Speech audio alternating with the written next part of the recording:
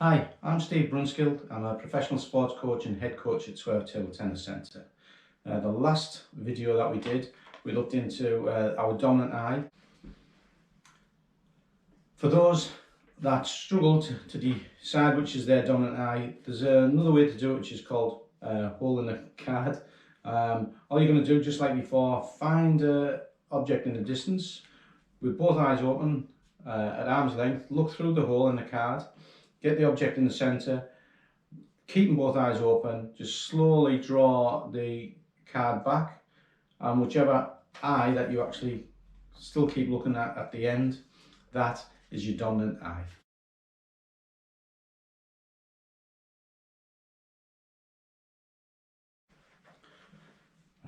So now let me tell you why it's so important to know which is your dominant eye. One, it's the truest vision that we have.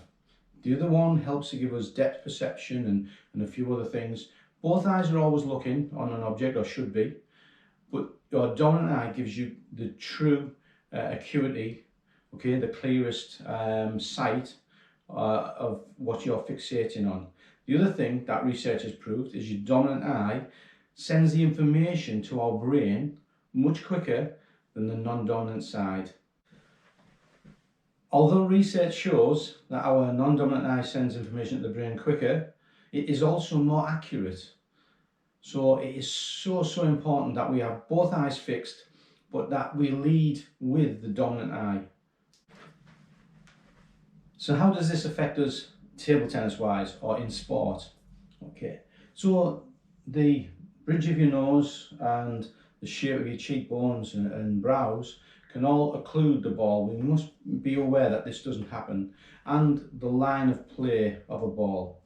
So in table tennis, if we look at right-handed, right-eyed, which is the most common, we're going to, the ball's coming into this field. If it's coming across into our left vision first, if we keep our head turned.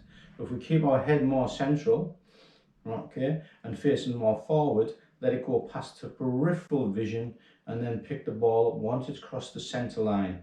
If I turn my head too much from my forehand, like a lot of people do, I'm now occluded by the bridge of my nose, so my left eye, my non-dominant eye, picks up the ball, which is slower and not as accurate, and more mistakes will be made.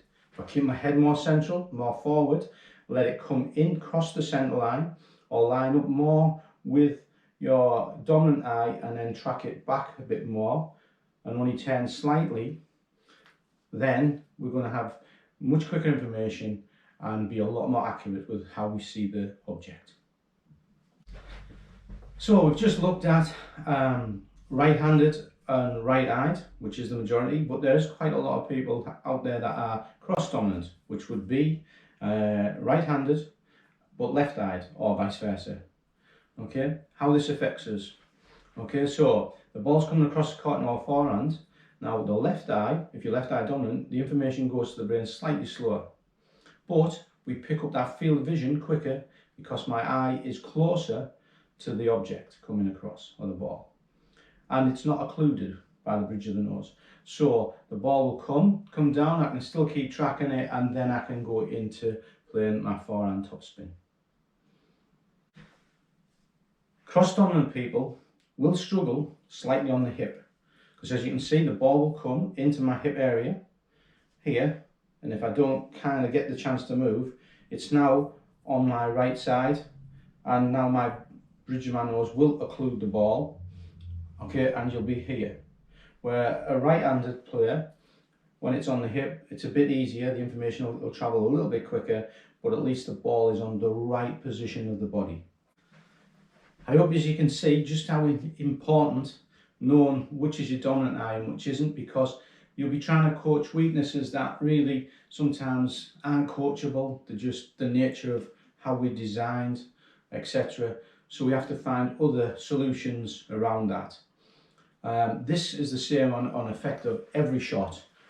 Forehand, flick, backhand, they all have slight difference in the way that you must set up yourself to play these shots, depending on which is your dominant eye or non-dominant eye and whether you're cross-dominant or not.